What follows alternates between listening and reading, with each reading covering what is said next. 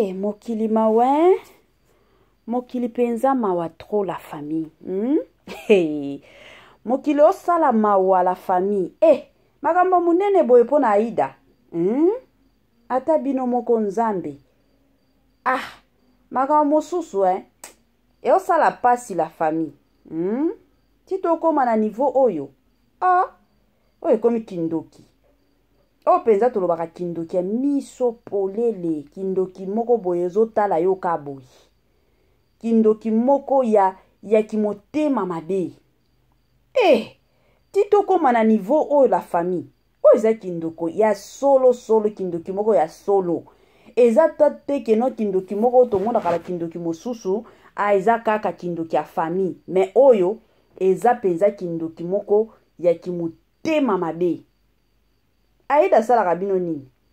Aida Kapilas oyo. Asalaka bino nini finalement la famille? Aiba ya nani to alia ya nani to tuna nanu? Aida Kapilas. Alia mbongwa nani to aiba mbongwa nani? Oyo biso communauté na biso tokomi ko tambola na Aida kaboyi. Tokomi ko salela Aida bisala sala o tokomi ko salela ye. O eza ko boma mutu penza. Eza lisusu normal te. Eza lisusu bien te la famille. Non, trop c'est trop. Tozo exagérer makasi.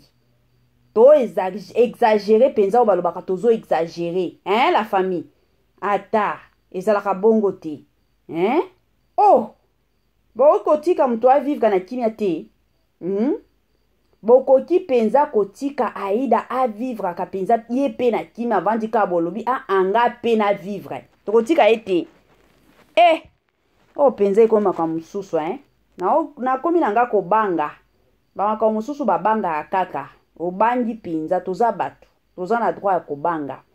Salut cher Bouchou. Salut cher abonnés. Salut cher connaissances. Salut surtout les amis de Étoile Lune Inès TV. J'espère que vous allez bien. Quant à moi, je suis bien, super bien par la grâce de Dieu. Chers Bouchou, chers abonnés et chers connaissances, Yalelo penza na memeli bino Aida Kapilas. Aida Kapilas o tobengaka mingi kizengi na biso ya sur scène. Ya salela biso ka makambo moko neti kizengi moko boye. Asalela biso makambo moko ka to seka na biso. To chanzaka ba imer na biso. Ata soki tozaki na bakanda na biso, to changer bala moko ba imer. Wana penze ezalaka Aida. Ya lingaka teke no bato basilika. Bato bapanza biloko te. Yeso ki ozala kosilika tango koya aye kaka pona kosekisa yo. Wana ezalaka bit to objectif ya Aida Kapilas. Bande konanga nini ezoleka na Aida? Lelo toye na sango moko ya pasi, toye na sango ya mawa, toye bande konanga na information moko eza ya bien te. Bon, avant to kota na moi émission wana, avant to kota na moi sango wana, et kozala bien na nous to ya ko sensibiliser batu nyonso ya sika. O nyonso bakoti sika na chaîne na biso ya Étoile Lune Inès TV, to ye ko sensibiliser bino si c'est la toute première fois ya ko kota penza na chaîne na biso, chaîne moko kitoko, chaîne ya ba analyse somo. Pourquoi pas, chaîne Abana Nzambe, je vous prierai surtout de vous abonner massivement. Abonnez-vous. Cliquez aussi sur la cloche de notification pour surtout recevoir les nouveautés de notre chaîne. Aimez la vidéo, la famille, commentez et partagez. Et kosala biso oyo penza tolobaka na biso chaque jour, chaque minute et pourquoi pas chaque seconde tokos makasi. Bande konanga kandenge na lobaka nanga ezalaka toujours bien ce que zolandaka biso zala penza ya kovanda. Bisika nyonso landaka Étoile Lune Inès TV, zwa penza kiti na yo vanda. Tia moi mai na yo pembeni, tia moi jus na yo pembeni, tia moi sucre na yo pembeni. Côté mosusu, talela PR. Soke moni keno ezanango tongo Étoile Lune Inès TV a osenga na yo lia petit déjeuner. Soke moni keno ezanango midi na osenga na yo penza lia repas préféré. Mamae 2024 Gavker to Yelibino solution. Bon a problème ya trompe, fibrome, myome, kyste, règle abondante. Gavker to Zalina solution. Yo oyo okota ménopause atana 65 ans na Gavker oko simba mwana. Ebongo oyo etali fertilité masculine. Ma papa to bossani binoté, faiblesse sexuelle, éjaculation précoce, insuffisance des spermes, topé agrandissement de pénis. Bossa ya mwasi et kimayo Kimobali etelemaka bien te awa yoka yango etelemi ebongo oyo etali loposo vergeture babengi nduta bouton tache acné Gavker ba produit ya solo teint uniforme na 5 jours ya pamba oteli talendenge bimi kitoko na feti tozali na gamme complet ya kopakola ya injection ya comprimé na ya suppositoire. Yeah. Ozali na problème ya hémorroïde interne topé externe papa mama kaka na 2 jours ya pamba omoni changement total. Pour la maladie ya tension diabète AVC topé obésité lobiko ezali perte de poids sans okota salle de sport kisi ya injection pe comprimé na Gavker bikalibela olingi okima suki pe mandefu ya pembe benga biso na lombango po awa tozali na solution moko durable ba produit na biso nyonso ezali 100% naturel pe esalemi na ba plante na ba industrie ya Angleterre pe Allemagne. Benga biso na numéro oyo plus 44 74 05 65 35 48. Gavker solution ya santé na yo.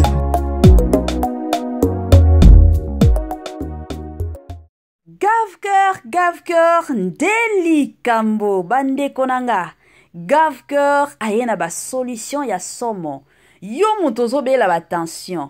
Yo mutu libumu munene. Yo mutu omona kaka keno ozoya na yoka munene. Ok ba salle de gymnastique, rien ne change. Ok wapi omeli oyo, omelaka ma ya moto, omelaka citron, omona kaka keno changement ezate. Na tout oyo na sengi na yo benga Gavker. Kane bo omona catalogue na biso wana eza Gavker la famille ba solution a kili. Lobiko na yo na ndenge moko ya kitoko wapi la famille ba témoignage eza ebele ya batu nazana ba audio ba témoignage na kotie la bino bandeko na nga na ba émission na biso mosusu ezolanda boyoka bino moko makambo Gavker azo sala somo Gavker aye penza na lobiko ya kafu bodutete ba preza nango kitoko bo sololi batindeli bino bakisi na bino na ndenge moko ya tokos makasi. Bande konanga tozonga nanu na makambo ya Aida Kapilas balobi awa eza ya kobeba. Bande konanga makambo ezo sala pasi komona lelo Aida Kapilas aye kolela boye na live kutu makambo wana bande konanga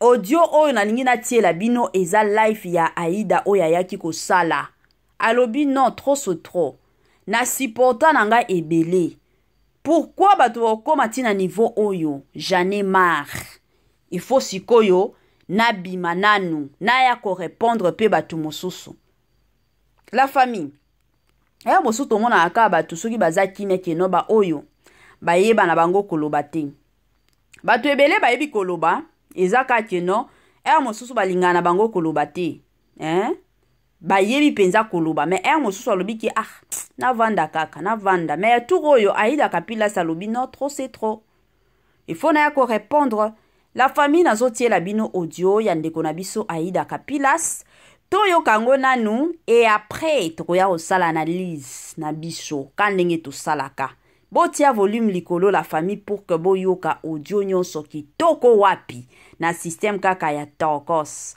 La famille toyoka audio et on se retrouve juste après. Nomneno sala mambe belé on dit maté. Pe et bon ils am nomnene ça propre. D'accord? Et ça dit que nam nomnene ya solo et des autres té. Nam nomneno ba te belé nzambe na mkoti no mona ta mona linga mwana oyo. nzambe nalinga mona munene. Ok? Donc mon frère ou bien ma chérie, tala, leave me alone. Yes, en anglais, leave me alone. D'accord? Peut-être yondo za boza ki toko makasi oza la prendre ma défaut que oza ta na défaut te. Mais nous avons peut-être li patongo peut-être non ozuite ndo nanga. OK? Na koka na ngate. Ngani na bona kokite. Na bonga na ngapete na mo bola sko ya teti. D'accord? Na mnene na nga o bate pele ba sekaka. Na mnene ozobuna oyo. Écoute après ce on a eu un français on dit matin que ngam talingana na okota. Kana mnoko mnene. D'accord? Oh. Te bino paka batu bako boya ko koma ko kipe monte boa pe parmi bato osawana pona koluka ko tuka batu toi ceux qui minuit ceux erni na che direct na ngai pona na laksa mnocho yo mona ta chukuna na lingo ka ba ona batu te bolimisa batu botu na ngai Voilà, de retour, hein. Je suis sûre et certaine que Touti Kolanda audio penza makasi Aïda. Touti Kolanda audio Aïda. Ebele batu baoya kotuna nga mama Etoiline. Siko to yeba te makambo eza nini. Hehe. Yango toko takasina lisolo. Lisolo eza boy la famille. Eza na batu oyo bao fingaka Aïda kapilas ke azana munoko munene. Bato ba finga kaye. Ata surtout mingi soki atsali ba mwa video na ye ya mike oya salaka. Atia kango na ba TikTok. Mosusu atia kango na page na ye ya Facebook. Après kotia bongo, ezalaka na batu moko oyo bayaka kofinga Aïda.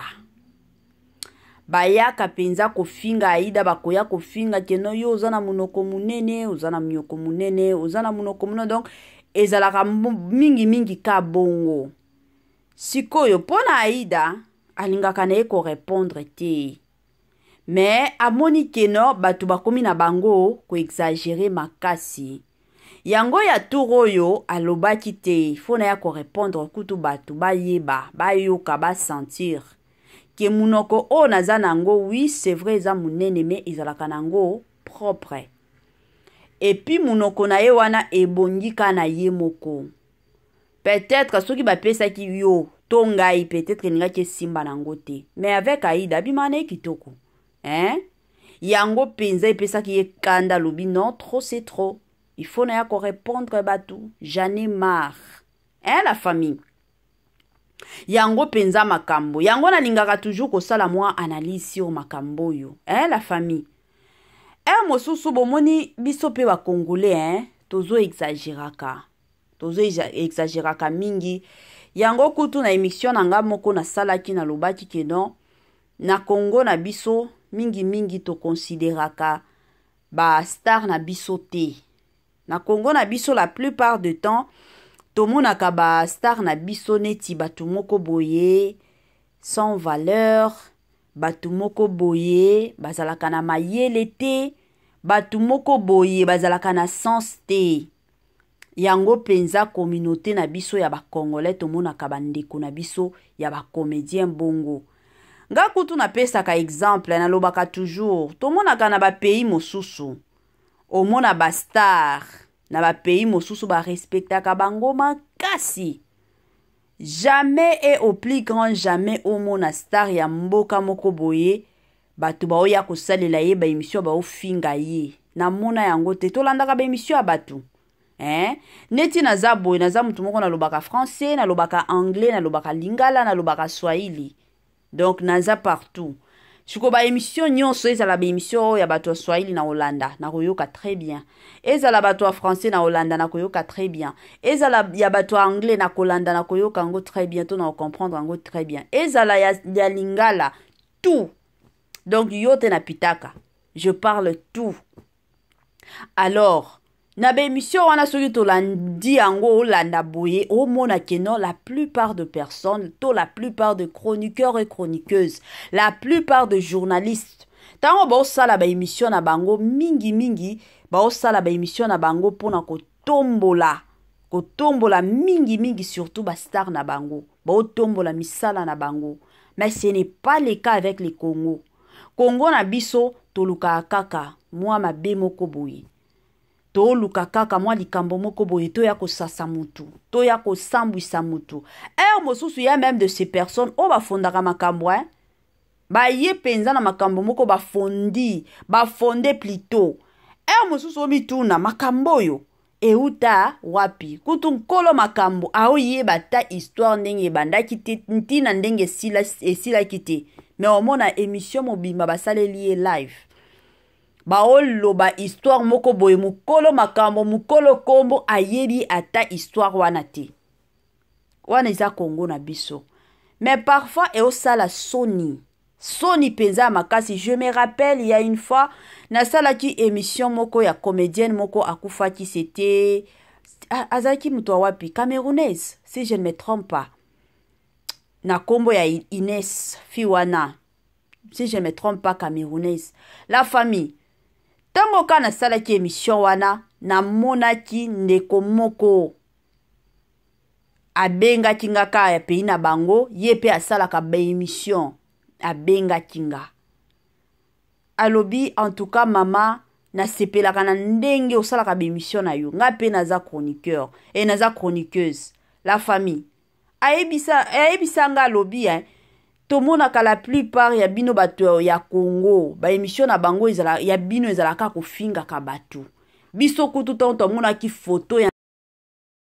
Rendez-vous à ne pas manquer le 19 mai 2024 au stade de Martyr avec le pasteur Moïse Mbiye. Bienvenue, welcome, karibu kwa wote. L'invitation est cordiale à tout le monde, la famille dans mutu nyonso openza azalaka na posa okota na mozindo ya prière. Rendez-vous le 19 la famille na stade de Martyr avec le pasteur Moïse Mbiye. Jour wana bandeko nanga, adoration sur adoration, louange sur louange. Jour wana batu oyo babelaka, batu oyo bakota ba jeune na ba jeune ba priya ba solution exactement. Jour à le 19 la famille et Kozalande Somo, stade des martyrs. Est-ce que vous êtes prêts? Est-ce que vous êtes prêtes? Wana toromona na kaka le 19 mai na stade de martyrs avec le pasteur, le plus grand pasteur surtout de la République démocratique du Congo na stade de martyrs. Voilà, wana eza concert ya pasteur na biso yemoko pasteur Nabiso, le plus grand pasteur de la République démocratique du Congo, Moïse Mbiye, a osala na concert le 19 mai na système kaka ya kitoko. Pona bandeko mosusu bakolinga bayeba makambo nyonso sur Gavker, yango totieli bino catalogue kuna bandeko nanga makambo nyonso na système kaka ya Togos eza nango kuna bandeko solution lobiko eza nango nde na Gavker. Olinga na yote kuna nde lobiko evandi na système kaka ya kitoko. Bandeko nanga kandenge na bandolo bandeko na biso chroniqueuse mosusu abenganga, si je ne me trompe pas, zaki camerounaise. La famille ayebisinga lobi tango tomona ki photo ya star na biso tokanisa ki que non, peut-être ezaka ba émission na bino o bofinga ka batu to banga to lobi peut-être baye ko fingela biso pe ndeko na biso o ya uti kokufa na seka ki to solo la ki penza makasi alobi nanga alobi na Congo na bino ezaka mafinga na oyeba te.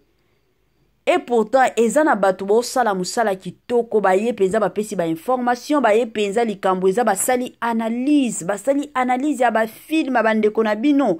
Mais pourquoi na communauté na bino ya ba congolais aka kofinga na ko ya ko sambwisa ka batu et osala soni? C'est dommage komona batu baya kofinga keno aida zana munoko munene bandeko. ndenge nzambe akreya mutu nyonso. Est-ce que boyebi ke mutu na mutu ndenge bakreya biso mutu na mutu azalaka na defo na nzoto? Boyebaka mutu nyonso tu na se ya moi azalaka na defo na nzoto. Eza na batu mosusu omona mwasi nzambe tala tai tala makambo nyonso, mais peut-être na kote na ye eza ke libele moko eza munene mosusu ezalaka muke. Batu mosusu omona ka beauté eke ezongi, maboko moko eza mulai moko eza mukuse. Batu mosusu eza makolo omona likolo moko eza mwa munene mosusu eza muke. Batu mosusu omona peut-être mwa mutu eza munene. Batu mosusu omona mwa miso eza munene, mwa mbebo eza soki ndenge nini. Donc mutu na mutu azalaka na defo na ye.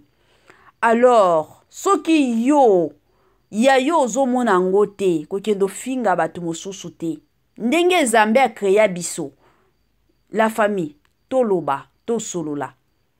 Ka ndenge Nzambe akreya biso na ba defo na biso esimbaka biso ezalaka bongo. Peut-être soki bazui defo na nga ba pesi yo na kote na yo peut-être ko simba te, mais soki ba pesi yango kote na nga peut-être ko simba ezalaka bongo. Alors eza te ke no soki omoni mwa eloko moko bo il faut kota na ba commentaire et puis eloko nga na kamwaka batu o ba fingaka ezalaka bana mikete, ezalaka mikolo penza ya mikolo, ezalaka bana mikete. Bana mike bazalaka na temps wana te, bango ba okota balandika ba émission mosuno ba commentaire kitoko, mais ya mikolo nde bayaka ko finga batu awa somo e osala pasi. Botika pe batu ba vanda kandenge ya gabia lobaki botika biso to vanda, oui to vanda. Botika ba comportement wana eza mabe makasi. Esalaka pasi komona batu mosusu yo mama ya batu ozo ya kofinga batu. Bandeko nanga eza na batu mosusu bakata bango ba makolo na kimukolo abotama na ye bien makambo nyonso osalaka bien alalika la mutu boye mutu ke tuti ye. Soki kokwea kwei ba docteur balobi ke no il faut to kata yo likolo akomi na likolo moko. Batu mosusu neti fi moko na yebi bandeko nanga azalaki bien mwansi moko kitoko pembe ke zongi muluba moko ya tongo bino moko boye baluba na kipembe bazalaka pembe moko ya tongo la famille mwasi Nzambe abando tambola na ye bien makolo na ye nyonso ezalaki bien. Jo mosusu kala mukana tongo boye ake musala na yebi te ndenge otambola soki ezalaki ndenge nini akweyaki bamema ye na hôpital boye bandeko nanga ezalaki trop tard.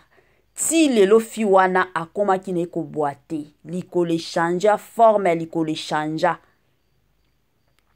ata bino moko boloba lisusu nini boloba nini mais abotamaki na ye très bien. Donc vie eyaka na ba surprise ebele komeka te na vie ya lelo oya kofinga defo o eza na nzoto ya mutu yo oza nani poke oya kofinga ye? Yo mutu ekreya ye, Nzambe mutu akreya ye. Alors kozwaka makasi wana te ya koyaka kofinga batu mutu nyonso na se ya moi kande na uti koloba mosusu biso ba defo na biso tomona kango te, tomona ka ba defo ya batu mosusu mais ya biso moko tomona kango te. Mais yebaka ke no yo pe oza na mwa defo moko boye ozaka na mwa defo na yo ezalaka boye ezalaka pe bongo.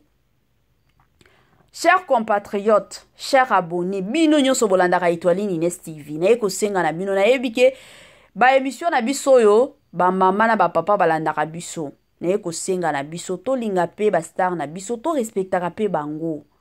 Kan ndenge to lingaka be biso batu ba respectaka biso, oza na quartier oza na besoin mto a respecter yo. Yo pe respecter baninga. Respecter baninga ngana lobaka toujours ezalaka na ba façon ebele ya ko reprocher mutu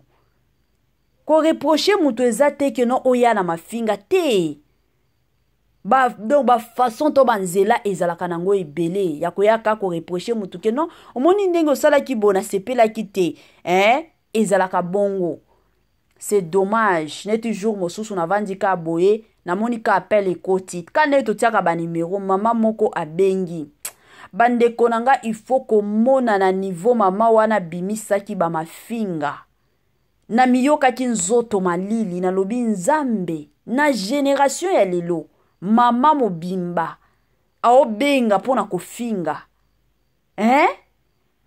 tala siko mafinga zo finga o sentir ka keno makambo o fingela yo ezata kutu na sens te sikoyo bo pona bango baolingaka ndenge toyaka kosala ba émission na biso toya kofinga ka ba comédien na ba comédienne yango susi na yena yako kofinga batu na ofinga batu pourquoi basalinga nini éducation on a zwa depuis bo mwana eza ya kofinga ka batu te éducation o ba parents nanga ba pesanga eza koyeba ko respecter batu soki omoni batu bo sala mabe ya solola na bango baza batu soki baza na posa koyoka bayoki soki baza na posa koyoka te bayoki na bango te oko forcer mutu te ke no ayoka ka conseil na yo te mais omi pesa penza nini wana courage wana koya ke no non olobaki mabe mutu wana sala ki mabe il fallait osasa e na sasa e naza na ta wana osasa batu te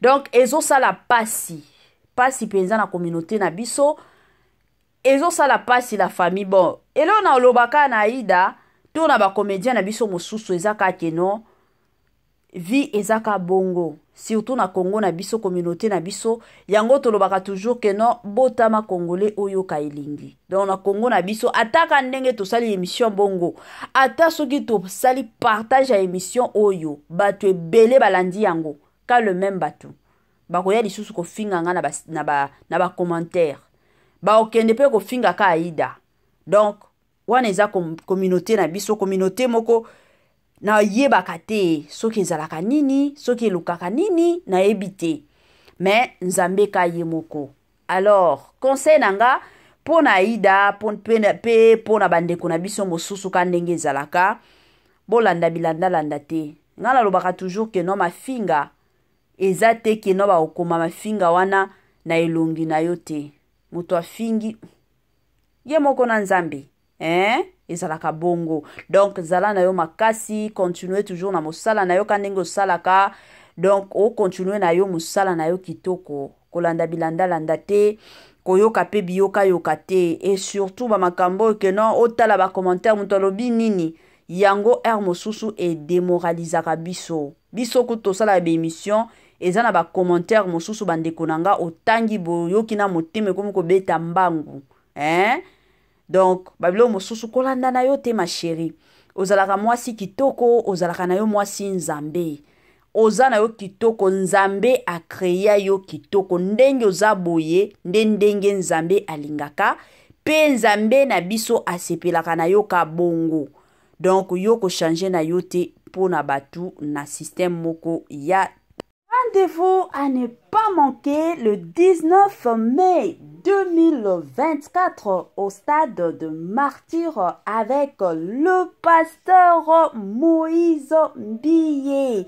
Bienvenue, welcome, karibu kwa wote. L'invitation est cordiale à tout le monde, la famille dans mutu nyonso openza azalaka na posa okota na mozindo ya prière. Rendez-vous le 19 la famille na stade de Martyr avec le pasteur Moïse Mbiye. Jour wana bandeko nanga, adoration sur adoration, louange sur louange. Jour wana batu oyo babelaka, batu oyo bakota ba jeune na ba jeune ba priya ba solution exactement. Jour à le 19 la famille et kozalande somo stade des martyrs. Est-ce que vous êtes prêts? Est-ce que vous êtes prêtes? Wana toromona na kaka le 19 mai na stade de martyrs avec le pasteur, le plus grand pasteur surtout de la République démocratique du Congo na stade de martyrs.